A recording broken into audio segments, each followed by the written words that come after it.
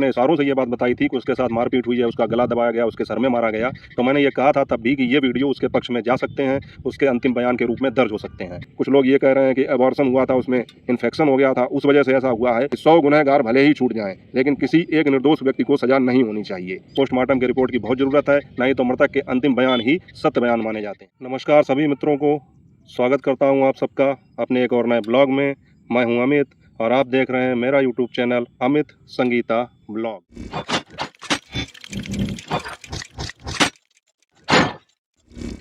दोस्तों, सबसे पहले तो आप सभी को हैप्पी रक्षाबंधन की हार्दिक शुभकामनाएं, ढेर सारी बधाइयाँ।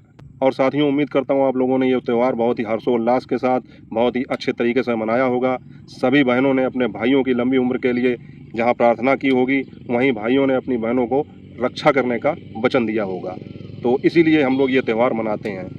लेकिन अब भाग्य की विडंबना देखिए, और दुर्भाग्य कहिए इसे, या भाग्य का खेल कहिए, या समय का चक्र कहिए, कुछ भी कह सकते हैं, कि आज के दिन यानी कि रक्षाबंधन के दिन जहां सभी भाई अपनी बहनों से राखी बंधवा रहे हैं, सभी बहनें अपनी भाइयों के कलाइयों में राखी बांध रही हैं, वहीं दूसरी तरफ एक भाई अपनी बहन की आत्मा की शांति के लिए शांति पाठ कर रहा है।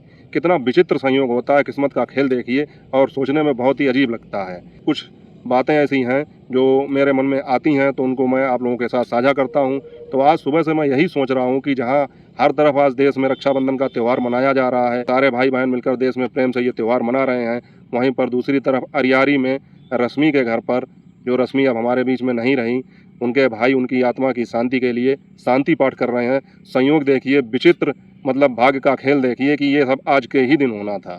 दोस्तों, इस समय अरियारी से बहुत सारे वीडियो आ रहे हैं और बहुत सारी बातें हो रही हैं, तो समझ में नहीं आ रहा है क्या सही है क्या गलत है। लेकिन जितने भी वीडियो मैंने देखे हैं, और उन सबसे जो है एक बात निकल कर सामने आई है, वो मैं आपके साथ साझा करूंगा कि लगभग 4 से 5 दिन हो गए रश्मि की मृत्यु के, और उसका पोस्टमार्टम हुए। और अमूमन पोस्टमार्टम की रिपोर्ट 2 दिन में लगभग आ ही जाती है, 2 या 3 दिन में आ जाती है। सभी यूट्यूबर्स ने लगभग ये खबर चलाई कि अब आ गई पोस्टमार्टम की रिपोर्ट, अब आ गई पोस्टमार्टम की रिपोर्ट। हालांकि मैंने जो वीडियो बनाया था, मैंने ये कहा था उसमें कि पोस्टमार्टम की रिपोर्ट आने वाली है, और मैंने ये वीडियो उसी दिन बनाया था जिस दिन उसका पोस्टमार्टम हुआ था। लेकिन उसके बाद में सभी यूट्यूबर्स ने जो है वहाँ पर ये बार बार चलाया कि पोस्टमार्टम की रिपोर्ट आ गई, अब सूरज जाएगा जेल के पीछे, या रश्मि के पति को होगी जेल, अब होगी सजा। लेकिन जब उसके अंदर देखते हैं तो ऐसी कोई बात नहीं होती है, पता चलता है कि पोस्टमार्टम की रिपोर्ट आई ही नहीं। अब साथियों, सोचने वाली बात यह है कि जो रिपोर्ट 2 या 3 दिन में आ जानी चाहिए थी, वो अभी तक क्यों नहीं आ रही है? क्या वजह हो सकती है इसके पीछे? उसके बाद में राधा देवी और उनके परिवार का, मतलब उनके लड़के का, और जो हमारे पंकज भाई थे, अंशु भाई थे, बेरोजगार रसगुल्ला नाम से जिनका चैनल है, ये सभी लोग जब गए थे और साहिल थाने के सामने एक इंटरव्यू हुआ था, तो उसमें इन्होंने बताया था कि राधा देवी जब अंदर एप्लीकेशन लेकर गई तो उनका एप्लीकेशन भी नहीं लिया गया। उसके बाद में जब पत्रकार लोगों ने दबाव डाला तो उसके बाद में उनका एप्लीकेशन लिया गया। तो अब समझ में नहीं आ रहा है कि ये सब क्या हो रहा है और क्यों हो रहा है, ये कोई करा रहा है या इसके पीछे क्या वजह हो सकती है। तो मेरे हिसाब से जब हम सब लोग यूट्यूब पर वीडियो बनाते हैं तो अधिकतर कमेंट ये आते हैं कि आप लोग मदद कीजिए, आप लोग उनको न्याय दिलाइए। तो मैं सबसे ये कहना चाहूँगा कि हम लोग जो बात होती है उसको दिखा सकते हैं, लेकिन न्याय दिलाने के लिए, न्याय लेने के लिए पीड़ित व्यक्ति को स्वयं आगे आना होगा, और उसके आसपास जो भी लोग हैं वो उनकी मदद कर सकते हैं, उनके साथ कदम 2 कदम चल सकते हैं। बाकी काम सब उनको स्वयं ही करना पड़ेगा। अब सोचने वाली बात यह है कि आखिर पुलिस एप्लीकेशन ले क्यों नहीं रही है, क्या वजह हो सकती है। दूसरी तरफ दबी जुबान में कुछ कमेंट्स ये भी आ रहे हैं, मतलब कुछ लोग ये कह रहे हैं कि राधा ने जो उसके साथ किया है, हो सकता है उसकी वजह से उसकी मृत्यु हुई हो, और सूरज को गलत फंसाया जा रहा है। तो ये सब चीज़ें हैं, लोगों ने ऐसे लॉजिक दिए हैं, तर्क दिए हैं। ये कहा है कि सूरज ने उसके साथ मारपीट 3-4 महीने पहले की थी, उसके बाद में वो घर आई और बिल्कुल सही थी, उसके बाद में अचानक से बीमार हो गई, तो ऐसा कैसे हो सकता है। फिर अगर मारपीट की थी तो जब रश्मि होश में थी और बिल्कुल सही थी, तब उसने कभी भी किसी वीडियो में इस बात का जिक्र क्यों नहीं किया कि उसके साथ मारपीट की गई। जब वो बीमार हो गई तभी उसने ये बातें क्यों बताई। अगर आज के ज़माने में आप सब लोग बाल बच्चेदार हैं, सबकी बेटियां हैं, बहनें हैं, कि अगर ससुराल में कोई बात हो जाती है तो वो तुरंत अपने घर पे बताती हैं, और बताने के बाद में अगर मामला गंभीर हो जाता है तो घर वाले उस पर एक्शन भी लेते हैं। लेकिन जब मामला वहाँ पर इतना गंभीर हो चुका था तो इन लोगों ने एक्शन लिया क्यों नहीं अभी तक, और क्यों उसके बीमार होने का इंतजार करते रहे। तो इन सब चीज़ों को साफ करने के लिए पोस्टमार्टम की रिपोर्ट की बहुत आवश्यकता थी, क्योंकि उससे यह स्पष्ट हो जाता कि रश्मि की मौत किन कारणों से हुई, मारपीट के कारणों से हुई, या कुछ लोग ये कह रहे हैं कि अबॉर्शन हुआ था, उसमें इन्फेक्शन हो गया था, उस वजह से ऐसा हुआ है। तो ये चीज़ें सब जो हैं बड़ी अच्छी तरीके से साबित हो जाती हैं। तो यही मैं सोच रहा था कि पोस्टमार्टम की रिपोर्ट आनी चाहिए, और अगर पुलिस उनका साथ नहीं दे रही है, कानून व्यवस्था उनके साथ न्याय नहीं कर रहा है, तो उन्हें वहाँ के जो सम्मानित लोग हैं या अरियारी के जो मुहज्जिज लोग हैं, जिनको समाज में मतलब दबदबा होता है, जिनकी बात लोग मानते हैं, तो उनको लेकर इस बात का जो है आगे बढ़ना चाहिए। मतलब डीएम ऑफिस जाएँ, एसपी ऑफिस जाएँ, अपनी बात रखें कि हमें पोस्टमार्टम की रिपोर्ट नहीं मिल रही है या हमारे साथ पुलिस सहयोग नहीं कर रही है, हमारे साथ गलत हुआ है, हमारी लड़की के साथ गलत हुआ है।